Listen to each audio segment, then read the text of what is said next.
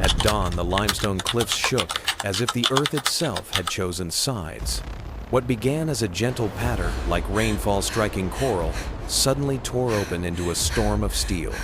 Lieutenant Hiroshi Tanaka pressed his back against the jagged rock of Hill 89, his ears filled with a sound he could not name at first. It was not rain. It was the ripping roar of the American Browning M1919, a 4 machine gun, a sound that chewed through stone as easily as flesh. In that instant, Tanaka realized the battlefield would not be decided by sword or spirit, but by the endless rhythm of automatic fire. His men clutched their Type 99 seconds careful with each magazine, as if every round were gold. They had trained for precision, for measured bursts, for discipline. Yet what confronted them was the opposite. An enemy that wasted bullets like water, that sprayed fire not to kill a man, but to drown an entire hillside in terror. For every shot Tanaka's section dared to fire, the Americans answered with 10. It was a ratio that mocked courage itself. Behind this thunder lay the greater truth. The 32nd Imperial Army crouched in caves and tunnels, waiting with scarce supplies, while across the ridges, the U.S. 10th Army unleashed the full weight of industrial war. Factories thousands of miles away had transformed coal, steel, and oil into an unending river of ammunition. Here on Okinawa, that river poured straight from the barrels of Browning machine guns. What began as the defense of a hill was already something else. The collision of faith and firepower of samurai spirit against the mathematics of mass production. And by the end, nothing about war or survival would ever be the same. What Tanaka had first mistaken for rain on coral became the merciless rhythm of American machine guns unleashing their fury. The M1919A, 4 Browning spat fire at 600 rounds per minute, each belt of 250 rounds, feeding into its chamber with mechanical certainty, while the deeper hammering of the M2 Browning heavy machine gun rolled like thunder across the battlefield. One voice shredded stone and flesh with a staccato scream. The other spoke in booming syllables of destruction each. 50 caliber rounds slamming with enough force to punch through walls of limestone. To the Americans, these were simply the weapons they carried into battle. To Tanaka and his men, crouched behind their Type 99 light machine guns, they were the sound of inevitability. The M1919A, 4 weighing 31 pounds, was not elegant or refined. It was brute function cast in steel, designed for mass production and brutal efficiency. A 5-man crew carried it, set it up, and kept its barrels fed with the endless belts of ammunition that followed the American infantry like a shadow. One man sighted another, fired a third, reloaded, while 2 more hauled cans of ammunition, as if they were hauling buckets of water to feed a fire that could never go out. And when the barrel glowed too hot, they simply replaced it, trained to keep the weapon alive, as if it were another soldier in their ranks. The weapon's voice never faltered, never slowed, a living symbol of a nation that had turned its factories into arsenals. Beside it, the M2 Browning stood as the undisputed king of firepower. At nearly 84 pounds of steel mounted on tripods or vehicles, it dominated the battlefield with authority. Its rate of fire between 485 and 635 rounds per minute did not need to match the lighter M1919 speed because its voice carried weight. Each 50 BMG cartridge, more than 4 times the mass of a Japanese rifle round, struck with the energy of a thunderbolt. Soldiers who had heard its rhythm once never forgot it, describing it as the sound of thunder made mechanical, the sound of a god of war pounding the earth with an iron hammer. Against the M2, even fortifications quivered. Even courage seemed to falter. Across from this storm, Tanaka's men held the Type 99 light machine gun. In theory, it could fire 800 rounds per minute. In practice, each magazine carried only 30 rounds, and ammunition shortages meant those magazines were precious. Reloading was constant, and every pause meant vulnerability. A gunner would raise his head to swap the magazine, and in those heartbeats, the American guns would sweep the ridge with continuous fire, pinning men down or cutting them apart. What was supposed to be a weapon of mobility became a chain binding its crew to a rhythm of scarcity. Each round fired was a gamble. each burst an equation measured against the dwindling stack of magazines at their side. The Type 92 heavy machine gun, intended as the backbone of Japanese defense, offered little comfort. It was heavy, cumbersome, and fed from 30-round strips. At 450 rounds per minute, it could not hope to match the intensity of the American weapons. Worse still, its mechanisms demanded precision maintenance that the battlefield no longer allowed. Dust, heat, and scarcity of parts turned reliability into a dream. Where the M1919 endured abuse and kept firing, the Type 92 coughed, jammed, or sputtered, demanding attention its crews could scarcely afford under American bombardment. It was as though the weapons themselves mirrored the nations that had forged them, one built for survival through abundance, the other crafted for careful precision in a world where precision was a luxury. Even in the opening minutes, the mathematics were unforgiving. A single M1919 crew carried more ammunition than Tanaka's entire section could hope to fire in an entire battle. For every belt of 250 rounds clattering into the Browning's chamber, his men measured their strength in a handful of magazines, each round weighed against survival. When the Americans advanced, they did so with the confidence that their guns would never fall silent. When the Japanese defended, they did so with the dread of knowing that every bullet fired brought them closer to silence. This imbalance was not just numbers on a page. It was lived reality, carved into the limestone and burned into the minds of those who faced it.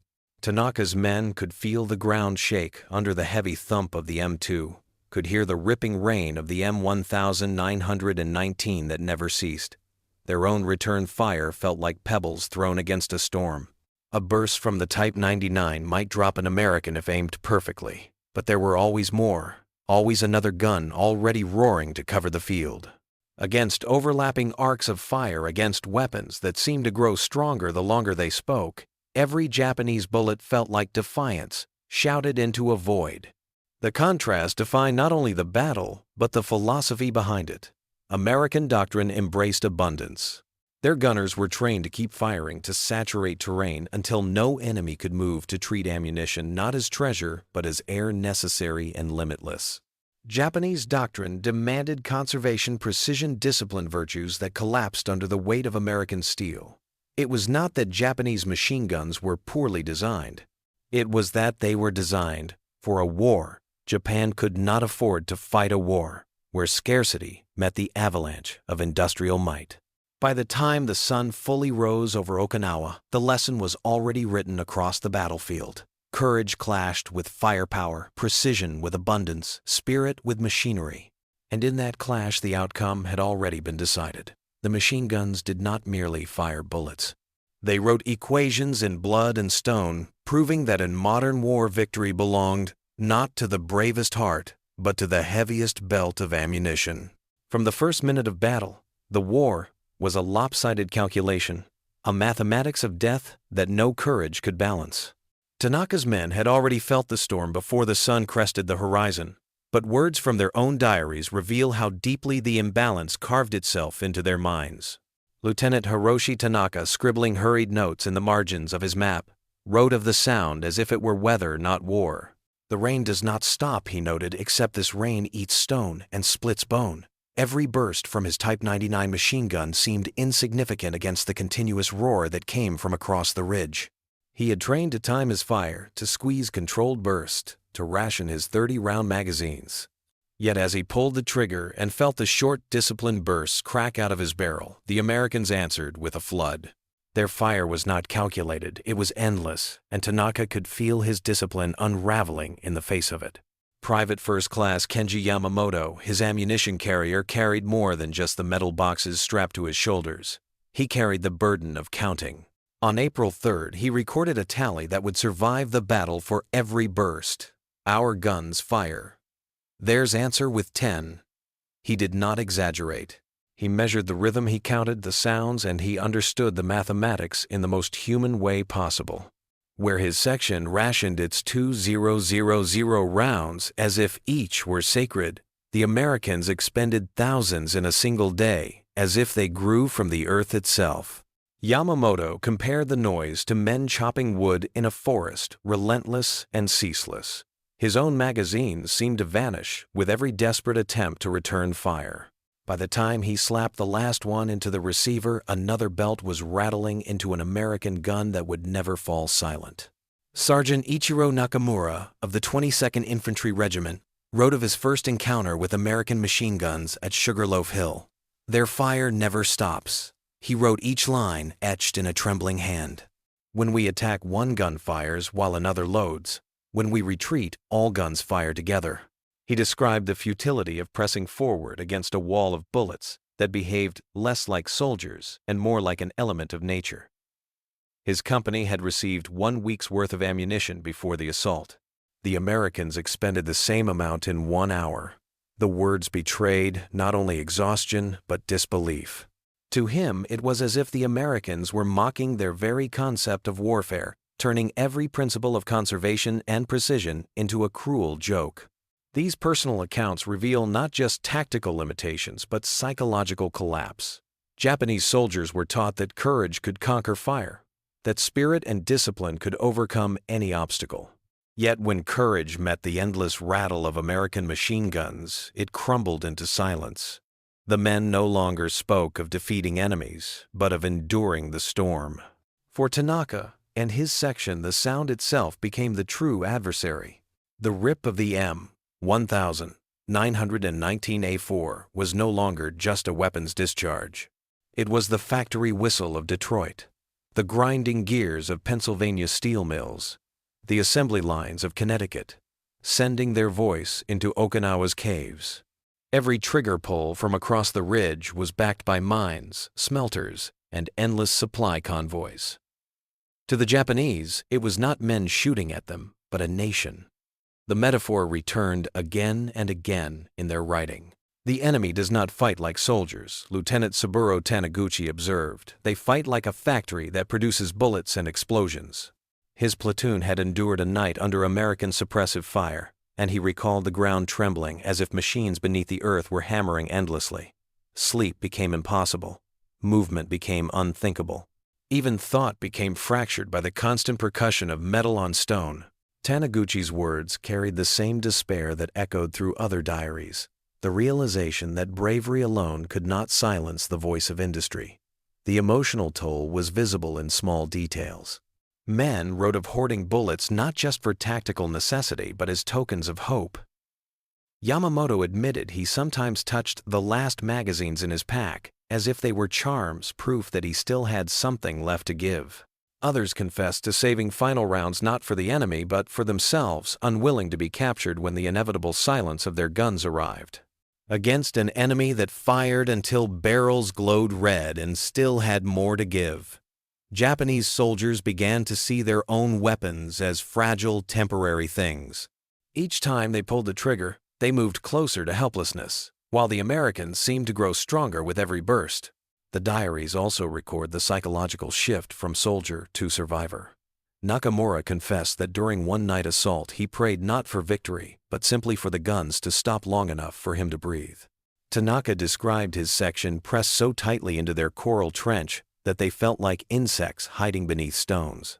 The sound of the Brownings became a living thing, a monster that hunted them, not with eyes or hands, but with mechanical jaws. Against this monster, they felt not warriors, but prey. The 1:1 ratio Yamamoto described was not just arithmetic. It was the lived measure of despair. Every Japanese soldier understood it instinctively, without needing to count. They fired once, the Americans fired 10 times. They expended a magazine, the Americans expended a belt. They endured silence, while the Americans never knew it. This imbalance transformed every firefight into a psychological ambush. Even before the first bullet struck, Japanese soldiers already felt defeated by the sound alone. What emerges from these personal accounts is the collapse of the warrior ideal under industrial firepower. The diaries are not of men seeking glory, but of men wrestling with futility. They recorded their fear in metaphors of rain, storms, thunder, and factories because no human measure seemed adequate. Their battle was no longer with the Marines or the army across the ridge. It was with the mathematics of production, with the idea that courage could be drowned in bullets. For Tanaka Yamamoto Nakamura and countless others, every day at Okinawa became proof that they were not fighting an army, they were resisting an entire nation's machinery. And in their hearts they knew that no amount of spirit could silence the endless voice of steel. The diaries revealed the fear, but the battlefield itself showed how those fears were born. American machine gunners did not fire with hesitation. Their doctrine demanded that terrain itself be suffocated by bullets, that every approach, every hollow, every ridge be made uninhabitable. Suppression was not an accident. It was the guiding principle. The M1919 of 4 poured streams of 30 to 06 rounds, until barrel smoke curled upward in shimmering waves, and when the weapon finally demanded rest, another gun immediately took over. The sound never stopped, the rhythm never faltered, and Japanese soldiers found themselves pinned long before American infantry ever appeared in their sights. Firepower was not simply a tool to kill, it was a wall of steel erected to hold the enemy down while the battlefield shifted beneath their feet. By contrast, Japanese doctrine demanded economy. Ammunition was rationed, fire was controlled, and every bullet carried weight. Machine gunners fired at chosen targets, never at empty ground, never at shadows. The Type 99's 30-round magazine became a leash dragging its crew into pauses every few seconds as they fumbled to reload under fire. These pauses were not small. Each magazine change was a moment of exposure, a flash of vulnerability in which the Americans poured fire across the field. The Japanese clung to the principle of precision, but precision collapsed when facing an enemy that never cared to aim at one man. The Americans fired to deny movement, to drown entire sectors, to hammer any corner where an enemy might breathe. The Japanese fought in sentences. The Americans fought in floods. The difference was visible in the soldiers themselves. American gunners trained to fire until the barrel glowed red, to keep pressing until smoke and heat threatened to burn flesh. They carried asbestos, gloves, and spare barrels for this very reason, accepting that the weapon's fury was meant to be sustained beyond human endurance. In Okinawa's fields, barrels were swapped like tools in a factory. The rhythm of fire never interrupted. The machine gun was not just a weapon, it was the center of the squad, the axis around which infantry moved. Each platoon pushed forward under its shield of automatic fire, confident that bullets would keep the enemy's head down until boots crossed the open ground. Japanese gunners did not have this luxury. Their fire was measured, their magazines limited. Men crouched low, holding back bursts, not because the enemy was absent, but because the next burst might have to be the last. A commander might order fire held until the enemy was within 50 yards, knowing that to waste rounds at distance was to gamble away survival. Where Americans fired belts by the 1,000, Japanese crews clutched their last magazines like lifelines. The cruelest image emerged in the words of survivors, men saving final rounds for the last moment when the American assault reached their position. The gun was not a tool of dominance, it was a candle sputtering, waiting for its final flame. This difference in philosophy shaped the entire battlefield. When American squads advanced, they did so under the confidence that suppressive fire would never abandon them. Machine guns raked ridgelines and trenches, keeping defenders caged while riflemen and grenadiers closed in. Japanese soldiers, by contrast, advanced or retreated without such cover. Their machine guns remained silent until critical moments, conserving what little strength they had. Attacks were launched with courage, but without the storm of fire needed to shield them. Retreats turned into massacres as American gunners unleashed endless streams upon exposed backs. Psychologically, the imbalance hollowed men from the inside. American gunners fired with the knowledge that resupply was constant. Ammunition would arrive, by mule, by jeep, by hand, carried across mud and fire, because the system was built to keep the guns alive. Japanese gunners trapped in caves or trenches stared at dwindling stacks of magazines and felt time itself turn against them. Every trigger pull was a reminder that their weapon was dying. Every shot fired was one step closer to silence. The Americans embraced fire as infinite. The Japanese endured fire as finite, precious, and doomed to run out. Tanaka himself wrote of this contrast in his diary. "The enemy's guns speak without fear of tomorrow," he noted. Ours speak only when tomorrow will not matter. His words captured the collapse of tactical freedom under scarcity. The Americans could waste bullets fire into smoke, sweep bushes and shadows, because the system behind them ensured that more belts would always arrive. The Japanese could not fire at shadows, because each round might be the last. Courage had to be rationed alongside ammunition. The battlefield bore these truths out in every engagement. An American platoon would dig in with overlapping arcs of M1919 fire, their weapons coughing out thousands of rounds until the very ground seemed to shake. A Japanese squad across the valley might answer with a single burst, precise, disciplined, and then fall silent as the gunner slammed another magazine into place. In those seconds of silence, the Americans surged their confidence, reinforced by the storm that always followed them. The result was inevitable. Suppression led to movement. Movement led to assault. Assault led to annihilation. The image became iconic in the memories of survivors. American gunners, hunched behind tripods, sweat pouring down their faces, hands blistered, barrels smoking, yet still firing. Japanese gunners clutching their final magazines, whispering to each other about saving rounds for the last assault, about using their bayonets when the bullets ran out. Two philosophies of war collided, one born of factories, the other of scarcity, and the outcome was measured in blood. By the time Okinawa's hills were soaked with smoke and fire, the difference was carved into the minds of all who survived. The Americans had shown that fire could be infinite, that machine guns could speak without pause until entire ridges fell silent.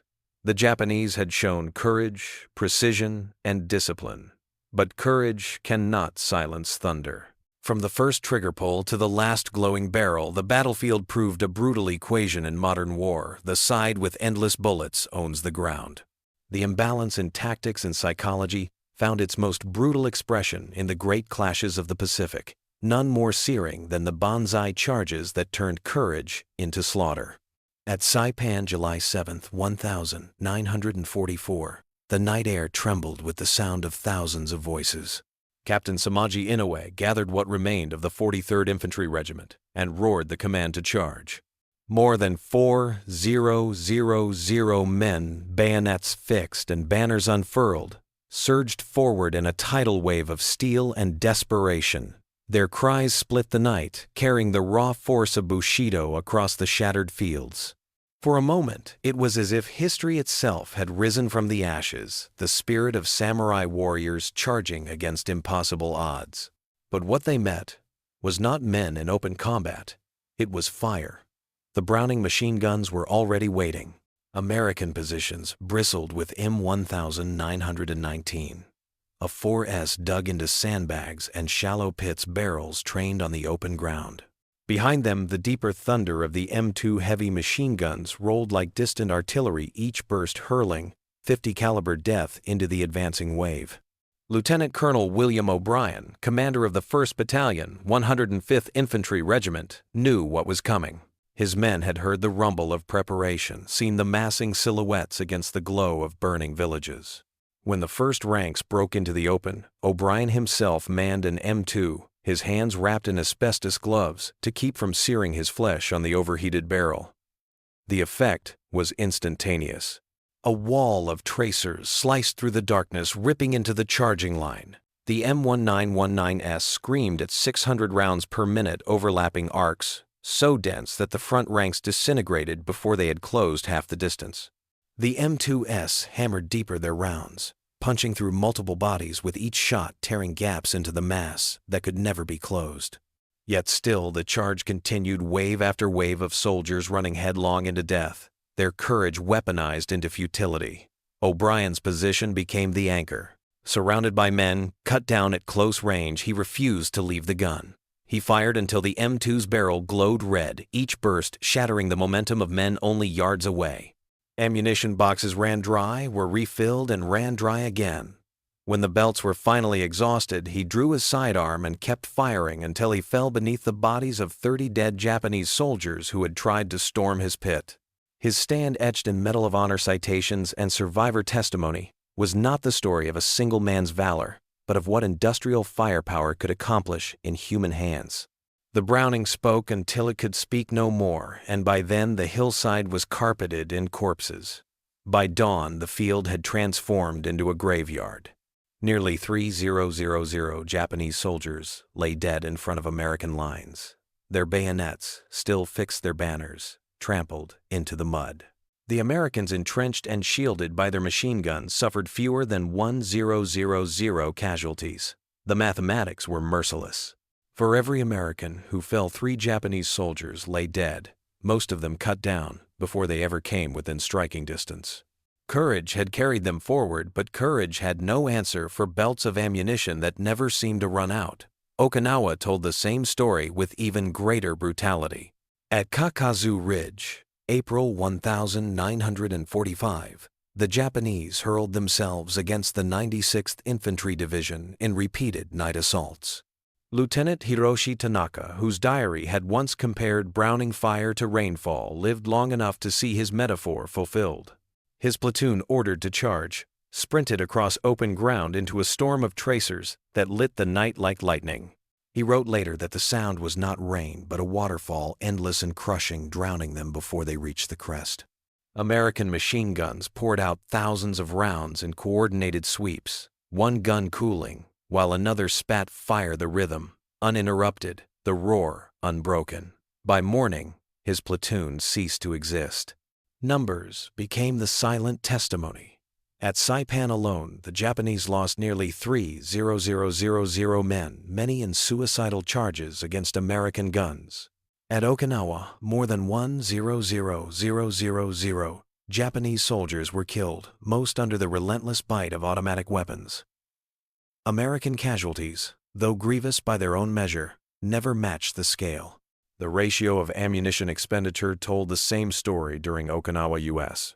Forces fired 16 million rounds of .30 caliber machine gun ammunition, more than Japan could produce for all its machine guns in an entire year. Each belt rattling into the Browning was not just metal, it was the weight of Detroit, of Pittsburgh, of entire cities turned into foundries. For the Japanese soldiers who survived, the memory was not of battles, but of storms. Corporal Taro Miyazaki, who fought on Shuri Ridge, described his last moments of resistance. "We fired our rifles, our grenades, but their machine guns never ceased. Our bullets were raindrops. Theirs was the storm." His words echo the futility of thousands of men who fought with unmatched courage, but who faced weapons that turned courage into arithmetic. The illustrated battles left scars deeper than casualty counts. They demonstrated that the Browning machine gun was more than steel and fire. It was the embodiment of industrial warfare, a weapon whose strength lay not in design alone, but in the factories that fed it. O'Brien's glowing barrel, Stein's improvised stinger tearing through enemy lines, the endless belts rattling into the feed of the M1919, all were proof that America had turned its industrial heart into a weapon of war. Against that banzai, charges were not noble, they were suicide written in blood and inevitability. By the time the smoke cleared over Saipan and Okinawa, the lesson was carved into stone and bone alike. The Japanese charged with courage, the Americans answered with fire, and the numbers told the truth: spirit alone cannot breach a wall of steel. Where Americans dug in with Brownings, the battlefield was no longer a contest between men. It was the confrontation of courage against factories of tradition, against mass production. And in that confrontation, the machine guns spoke the final word. The fields of Saipan and Okinawa lay silent when the guns finally cooled. But the silence itself spoke of something greater than the clash of armies.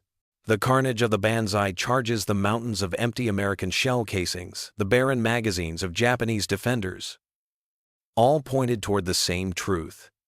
This was not just a contest of soldiers. It was a contest of nations, of factories, of entire economies bent to the will of war. The Browning machine guns had spoken, and their voice was not that of a weapon alone. It was the voice of assembly lines, of conveyor belts, of smokestacks and furnaces thousands of miles away. The Americans had not only brought men to Okinawa, they had brought Detroit. Every belt of ammunition rattled into a M1919.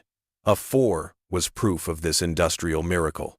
The weapon itself was sturdy, reliable, and brutally simple, but what made it invincible was the river of steel feeding it. Ammunition was not a question for American gunners. It was a guarantee. If one belt ended, another was waiting.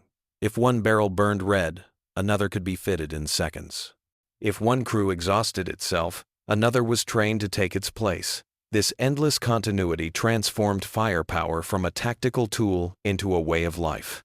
American infantrymen fought with the confidence of abundance, knowing their guns would never go silent. For the Japanese, the story was reversed. Their machine guns were not poor weapons by design. The Type 99 and Type 92 could kill just as effectively as their American counterparts. But every round had to be rationed, every burst weighed against the dwindling pile beside them. A gunner measured not only his targets but his future, saving the last magazines for a final stand. The philosophy of precision was not chosen, it was forced by scarcity. Japan's industrial base stretched thin by years of blockade, and shortages could never hope to keep pace with the torrent of American production. While the United States turned automobile factories into machine gun plants and churned out hundreds of thousands of Browning's Japanese arsenals, scraped to maintain what they had. The result was not a battlefield of equals, but a cruel equation of plenty against hunger. The psychology of this imbalance cut deeper than bullets. Japanese soldiers faced not just the physical storm of American fire, but the despair of inevitability. Each time they fired, they heard not just the report of their gun, but the echo of depletion. Each cartridge was one step closer to silence. For the Americans, the act of firing carried no such weight. They pulled the trigger as naturally as breathing, each burst fueled by a nation whose factories never slept. It was not men fighting men. It was scarcity colliding with infinity. The diaries of survivors captured this realization with haunting clarity. Tanaka wrote that the enemy fights like a factory, not like soldiers.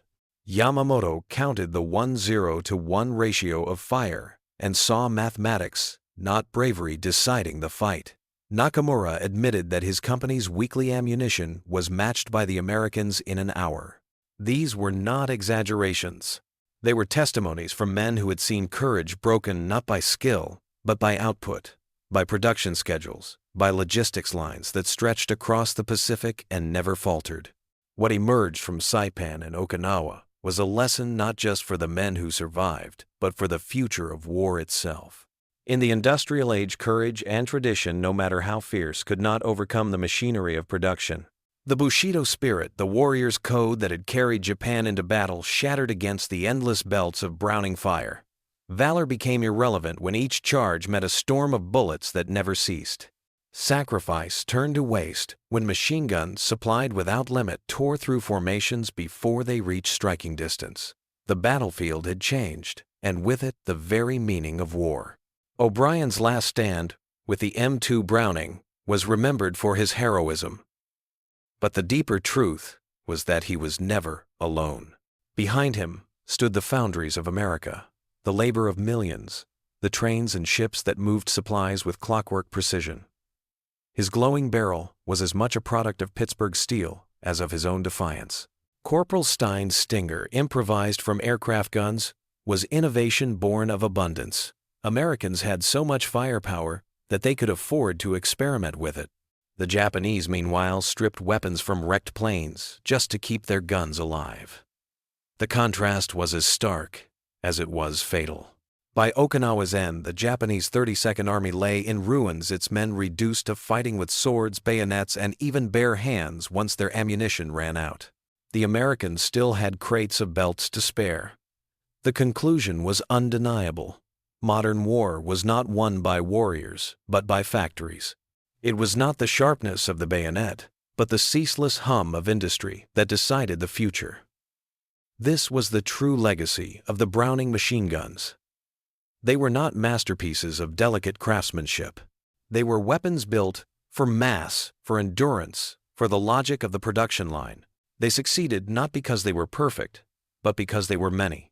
Their strength was not in their steel alone, but in the steel mills that never stopped the mines, that never emptied the trains, that never ceased to carry their lifeblood forward. In the aftermath, Japan's courage was acknowledged. even honored by those who had faced it. But respect could not alter the reality carved into the coral ridges and volcanic ash. Courage had limits. Ammunition did not. And when the two collided, the result was as inevitable as the rising Sunday. The war in the Pacific proved a brutal theorem in the age of industry bravery. Without bullets is suicide. The last echoes of the M1919 and M2 Browning were not just the sounds of victory. They were the sounds of a lesson written in fire across the Pacific that the greatest weapon of the 20th century was not a rifle, not a tank, not even a bomb. It was the factory. The men who pulled the triggers were brave, but the factories that fed them were relentless.